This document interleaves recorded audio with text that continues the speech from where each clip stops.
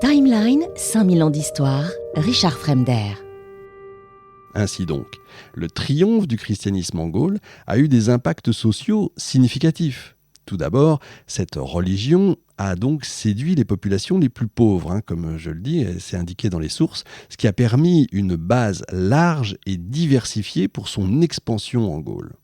Au IVe siècle, le christianisme devient une religion d'État, ce qui entraîne des changements sociaux majeurs. L'Église, étroitement liée à l'Empire, assure la diffusion du christianisme en Occident, ce qui modifie les structures sociales existantes. Les évêques jouent un rôle central, ce qui renforce leur influence sociale. En plus, le christianisme contribue à la préservation de certaines traditions impériales après la chute de l'Empire romain, en intégrant des éléments anciens dans la société médiévale naissante.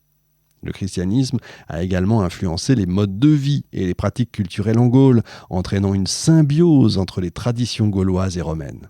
Finalement, la reconnaissance par l'Église du statut particulier des empereurs, encore une fois, comme lieutenant de Dieu sur terre, ça va peut-être vous rappeler des choses, a consolidé le pouvoir des dirigeants séculiers, influençant ainsi les hiérarchies sociales, et c'est ce qui va influencer aussi les rois, notamment les rois de France. La société gauloise a intégré les traditions chrétiennes dans ses pratiques culturelles par un processus d'adaptation qu'on appelle le syncrétisme. Le christianisme s'est mélangé à la culture locale, influençant profondément donc les modes de vie. Les communications entre Lyon et Vienne, encore une fois, ont joué un rôle crucial dans la diffusion de la foi chrétienne avec des prédications effectuées en langue celtique très souvent pour mieux atteindre la population indigène. Vous avez beaucoup de convertis qui étaient aussi des citoyens romains, ce qui a facilité encore une fois l'intégration du christianisme dans la société gauloise. En plus, les modes de vie romanisés dans les villes ont évolué et le christianisme a été intégré dans cette évolution culturelle. Les anciennes pratiques religieuses ont été progressivement abandonnées à mesure que le christianisme devenait plus dominant, surtout après les premières invasions du IIIe siècle, qui ont donc marqué un tournant définitif en faveur de la nouvelle religion. Il y a un avant et un après. Les temples des anciens dieux ont été délaissés et puis peu à peu transformée. Et l'Église, avec l'appui de l'aristocratie germanique, a su s'intégrer parfaitement dans la société celto-romaine qui s'est développée par la suite. Le christianisme a significativement influencé l'architecture en Gaule, notamment à partir de sa reconnaissance comme culte légal en 313 et de son adoption comme religion d'État. Avant l'instauration du christianisme, les coutumes funéraires, par exemple, étaient similaires à celles des Romains. Après, tout change. Avec la conversion des Francs et d'autres peuples, l'architecture chrétienne commence à dominer. Les rois mérovingiens, par exemple, ont été enterrés dans des basiliques chrétiennes, souvent situées en dehors des murs de la ville, montrant une évolution des pratiques funéraires qui ont influencé la construction de monuments religieux.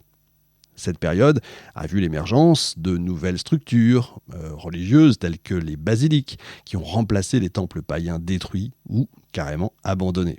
Ça les a littéralement remplacés. C'est ça le syncrétisme. L'idée, c'est de ne pas arriver en confrontation absolue avec l'ancien culte et l'ancienne culture, les anciennes coutumes. Non, au contraire, il faut faire ça en douceur. Tiens, ça a été remplacé. Oui, on prend le nouveau, ça revient au même. C'est plutôt malin. L'Église, en forte association avec l'État romain, a profité de cette relation pour ériger des édifices qui reflétaient la puissance et l'autorité de l'Empire, ce qui a contribué à la diffusion et à l'implantation du christianisme dans la région.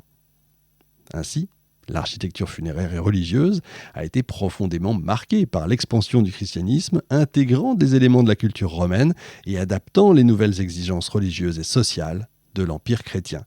Et c'est pour ça que les archéologues peuvent dater les cimetières en fonction, et les sépultures, donc en fonction réellement des nouvelles pratiques, si vous voulez. En somme, le triomphe du christianisme a entraîné la construction de grandes demeures et d'édifices religieux, symbolisant à la fois le pouvoir temporel et spirituel de l'époque en Gaule.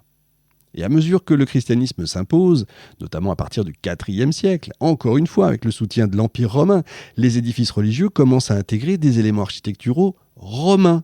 Les premiers lieux de culte chrétien en Gaule se développent souvent sur des sites, donc, comme je vous le disais, qui existaient déjà, des temples païens ou à proximité, réutilisant même parfois carrément les matériaux. Tiens, le mot païen justement, le paganisme païen, celui qui ne croit pas, dans la religion dominante, si vous voulez, va donner paysan. Je reviendrai un jour dessus, d'ailleurs. Concrètement, ce passage du paganisme au christianisme est marqué par la conversion de structures de divertissement ou de temples romains. En quoi ? En église, évidemment. L'architecture romaine, avec ses arcs, ses colonnes, ses dômes, influence la construction des basiliques chrétiennes qui reprennent carrément la forme basilicale des bâtiments civils romains qui servaient de lieu de réunion et de lieux de commerce. Ainsi, le plan basilical, rectangulaire, avec une abside semi-circulaire au bout, devient une caractéristique de quoi ? De toutes les églises chrétiennes, illustrant du coup la continuité et l'adaptation de l'héritage romain dans l'architecture religieuse de la Gaule. Les temples païens convertis en églises chrétiennes présentaient certaines caractéristiques quand même distinctives. Initialement dédiés à des cultes païens, ils ont été progressivement transformés pour s'adapter aux nouvelles pratiques. Par exemple, des temples comme ceux de Tibériade et d'Alexandrie ont été convertis en église dès le IVe siècle, selon les sources que nous avons. Cette conversion impliquait souvent l'abandon des pratiques antérieures, païennes évidemment, telles que les sacrifices, les libations, l'usage d'images, les images idolâtres en faveur de rituels chrétiens comme l'Eucharistie, le baptême et la prière chrétienne. On pourrait parler pendant des heures de l'Eucharistie par rapport au sacrifice, c'est très intéressant tout ça. Les édifices eux-mêmes pouvaient rester architectoniquement similaires, mais leur fonction changeait radicalement. Parfois, l'architecture même des temples a favorisé cette conversion, car de nombreux temples romains étaient de grandes structures ouvertes qui pouvaient facilement être adaptées pour accueillir de grandes assemblées nécessaires pour les cultes chrétiens. Et puis, pour terminer, il est notable que certains temples ont été laissés inachevés ou sans destination précise, ce qui va permettre une transition encore plus fluide vers des usages chrétiens. Ça s'accompagnait souvent de la suppression ou de la réinterprétation, carrément, des symboles païens présents dans la structure pour s'adapter aux nouvelles exigences liturgiques chrétiennes.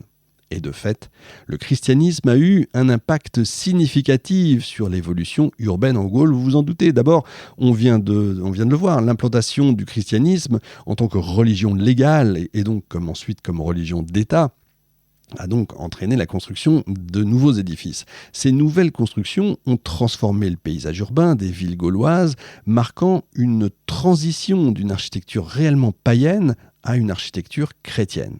En plus, la montée du christianisme a influencé la structure sociale et politique des villes. Les évêques ont acquis un rôle de plus en plus important, souvent lié à l'autorité impériale, ce qui a modifié carrément les centres de pouvoir urbain. Les lieux de culte chrétiens sont devenus des centres sociaux et politiques cruciaux.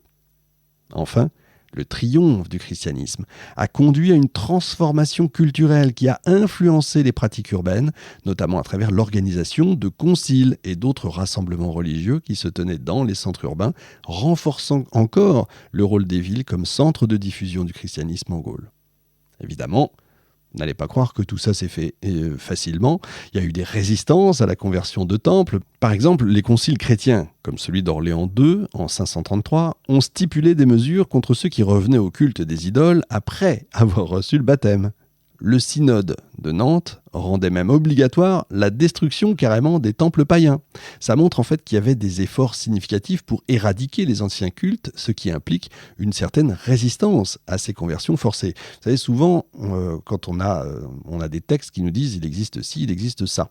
On n'a pas de textes qui nous disent qu'il y a des résistances. Par contre, on a des textes qui nous disent on force à détruire ceci, à détruire cela. Pourquoi on force ? Il faut savoir lire entre les lignes. Ça, c'est le travail des historiens. C'est le travail peut-être le plus important, le plus difficile. Il faut éviter d'interpréter, mais il vaut mieux essayer de comprendre. Et c'est ça qui est le plus dur, justement, quand on est un scientifique. Timeline, 5000 ans d'histoire, Richard Fremder.